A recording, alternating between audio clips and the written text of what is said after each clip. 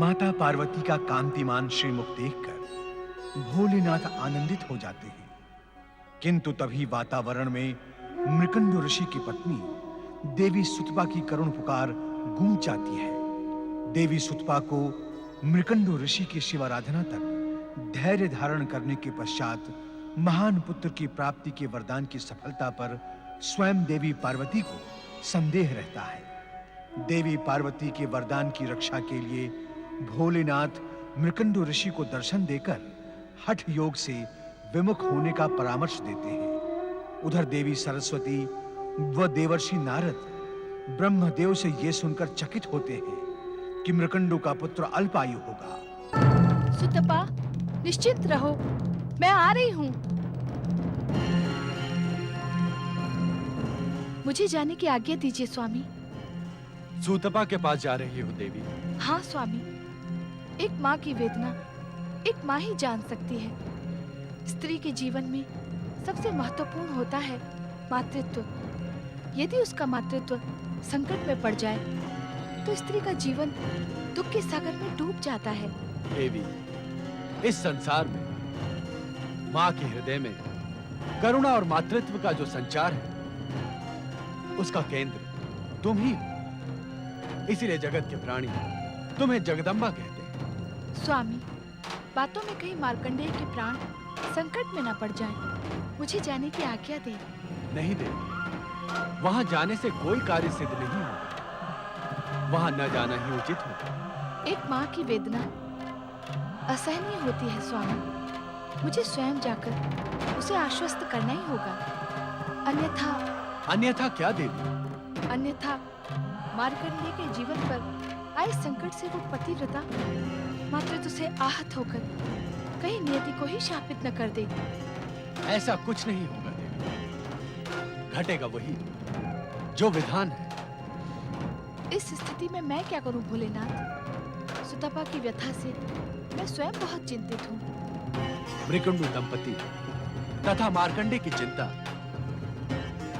हम पर छोड़ दो।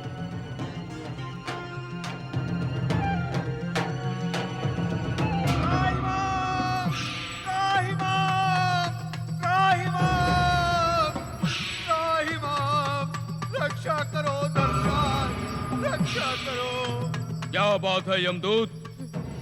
तुम तो मार्कंडेय के प्राण हरने गए थे। उस चमत्कारी मायावी मार्कंडेय के नाम से ही मुझे भय लगने लगा है स्वामी। बकवास ना करो और अपनी बात स्पष्ट कहो। स्वामी, जो ही हमारे सहयोगी मित्र ने उस मायावी मार्कंडेय पर यमपाश फेंका तो उसके सामने के शिवलिंग से भयानक ज्वालाएं निकली। यमपाश ने पलटकर हम पर ही प्रहार किया। मेरा मित्र यमदूत अभी भी वहां अचेत पड़ा है। मुझे विश्वास नहीं होता कि तुम सत्य कह रहे हो। आज तक ऐसा कभी नहीं हुआ कि यमदूत प्राण लिए बिना लौटे हों। ये अक्षर से सत्य है स्वामी। शांत रहो। तुम्हारी पराजय ने यमलोक की परंपरा को कलंकित किया है, जिससे हम अधिक चिंतित हैं। अब हम स्वयं मायावी मार्कंडेय के प्राण हरने जाएंगे। स्वामी, आप? हाँ, हम। यदि सृष्टि के नियमों से खिलवाड़ किया गया तो तीनों लोकों में अराजकता फैल जाएगी। प्राणी के मृत्यु में एक क्षण का विलंब भी सृष्टि की व्यवस्था को अस्त व्यस्त कर देगा। पाश, हम स्वयं जाएंगे। चित्रगुप्त जी, मुझे विश्वास नहीं होता कि स्वयं यमदेव भी उस मायावी चमत्कारी मार्कंडेय के प्राण हर पाएंगे। दूत, मृत्यु से आज तक मृत्यु लोक में जन्म लेने वाला कोई भी बच नहीं पाया है। होगा वही जो नियंता की इच्छा होगी। नारायण नारायण। परमपिता, अपने पुत्र नारद का प्रणाम स्वीकार करें। कहो नारद, क्या समाचार लेकर आए? समाचार नहीं परमपिता, मैं आज प्रार्थना लेकर आया हूँ। प्रार्थना? अवश्य कहो मेरे मानस पुत्र। परमपिता, निर्दोष बालक मार्कंडेय की अल्पायु के अभिशाप का अंत करके कृपया आप उसे दीर्घ आयु का आशीर्वाद प्रदान करें। नहीं नारद, नहीं। मैं स्वयं ऐसा नहीं कर सकता। क्यों? क्यों परमपिता, क्यों? उस निर्दोष निष्पाप बालक पर इतना क्रूर अत्याचार क्यों परमपिता? यह अत्याचार नहीं है परमपिता, है। वो बालक मेधावी, परम ज्ञानी, तेजस्वी है। उसे मिलने के पश्चात मुझे उसमें जगत कल्याण की अपूर्व ज्योति के दर्शन हुए परमपिता। इन सब के उपरांत भी वो नियंता की नियति और विधाता के विधान से अछूता नहीं है। किंतु परमपिता, जगत कल्याण को साक्षी मानकर नियंता की नीति और विधाता का विधान परिवर्तित भी तो हो सकता है ना? नहीं नारद, नहीं। नियंता स्वयं यदि अपने नियमों में परिवर्तन करने लगे तो इस सृष्टि में अनर्थ हो जाएगा। किंतु परमपिता, जगत कल्याण भी तो। नारद, जगत कल्याण से भी महत्वपूर्ण है नियति और विधान, क्योंकि विधान के संकट में पड़ने से यह जगत ही संकट में पड़ जाएगा। किंतु परमपिता। नारद, तुम परम ज्ञानी हो, तुम्हारे लिए कोई भी रहस्य नहीं है। मार्कंडेय की अल्पायु उसके पूर्व जन्म के कर्मों एवं उसके पिता मृकंडू की उसे जन्म देने की अनिच्छा का परिणाम है। इसलिए उसके माता पिता को पुत्र वियोग अवश्यंभावी है। क्या बालक मार्कंडेय की जीवन रक्षा का कोई भी मार्ग शेष नहीं है परमपिता? हम ऐसा भी नहीं कहते नारद। भगवान शिव की सृष्टि में सब कुछ उनकी इच्छा पर ही निर्भर है। सृष्टि का हर मार्ग शिव इच्छा से ही संचालित होता है। नहीं परमपिता, नहीं।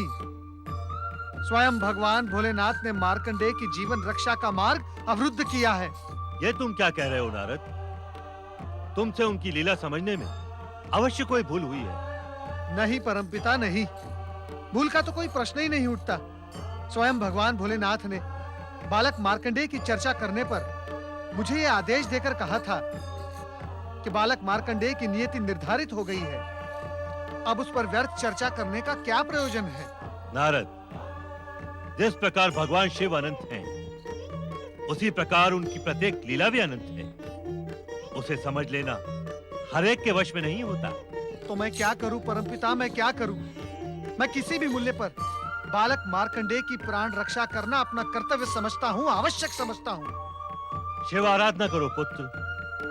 वो जो भी करेंगे उसमें अंततः जगत का कल्याण छुपा ही होगा। ओम नमः शिवाय।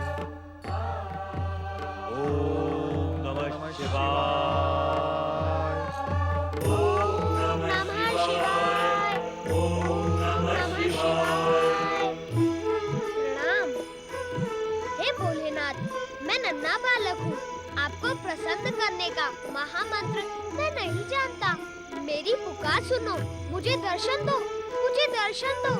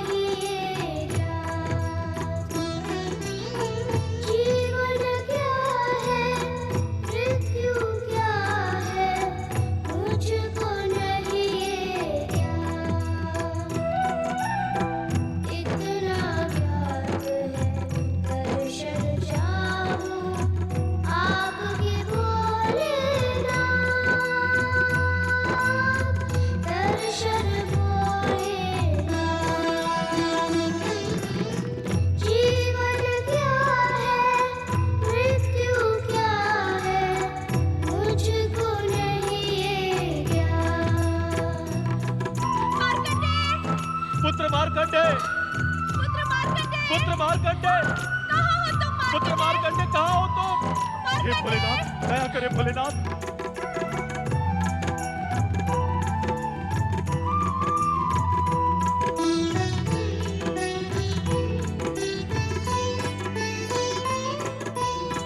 मेरी पुकार ही कर्म है मेरा, धर्म है शिव का पूजन। कर्म धर्म का मर्म ही शिव है, कर्म धर्म का मर्म ही शिव है। शिव करता शिव कारण, शिव करता शिव कारण। उसके साथ समय भी चलता, शिव है जिसके साथ, शिव है जिसके साथ। जीवन क्या है, मृत्यु क्या है, मुझको नहीं ये ज्ञान।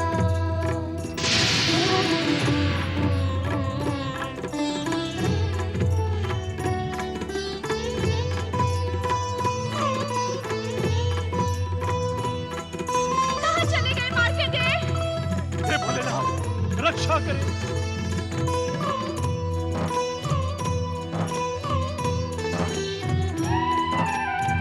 मृत्यु का भय उसे सताए, प्यारा लगता जिसको जीवन।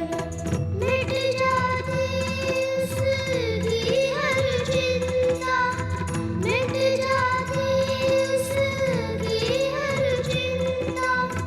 जो करता शिव चिंतन, जो करता शिव चिंतन।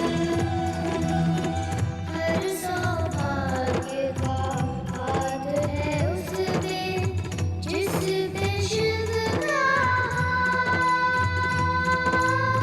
जिस पे शिव का हाथ।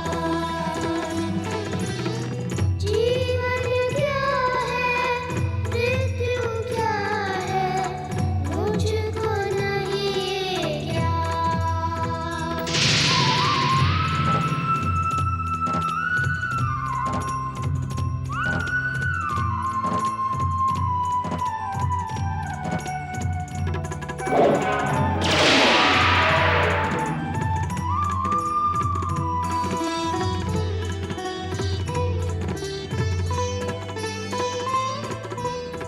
प्रभु दयामय, दया करके अब तो दर्शन मुझको दे दो।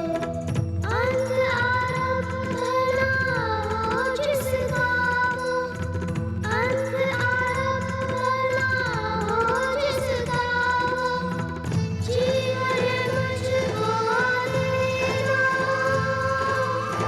जीवन मुझको दे दो। अपने इस नन्हे बालक की विनती सुन लो ना, विनती सुन लो ना। जीवन क्या है, मृत्यु क्या है, मुझको नहीं ये ज्ञान। कितना ज्ञात है, दर्शन चाहूं आपके भोलेनाथ, दर्शन भोलेनाथ, दर्शन भोलेनाथ, दर्शन भोलेनाथ।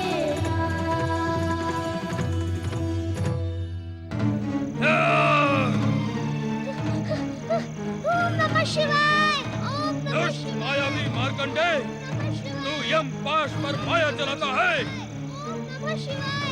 ले बच मेरे गदा प्रहार से। ओम नमः शिवाय, ओम नमः शिवाय, ओम नमः शिवाय, ओम नमः शिवाय। यमराज! प्रभु भोलेनाथ! निष्ठापूर्वक शिव आराधना करने वाले बालक मार्कंडे पर प्रहार करने का तुम्हारा साहस कैसे हुआ? इस बालक ने शिवलिंग को हृदय से लगाकर हमारी शरण ली थी। शरणागत की रक्षा करना हमारा कर्तव्य है। क्या तुम इस सत्य को नहीं जानते कि तुम मात्र काल हो, किंतु हम महाकाल हैं, महाकाल हैं, महाकाल हैं।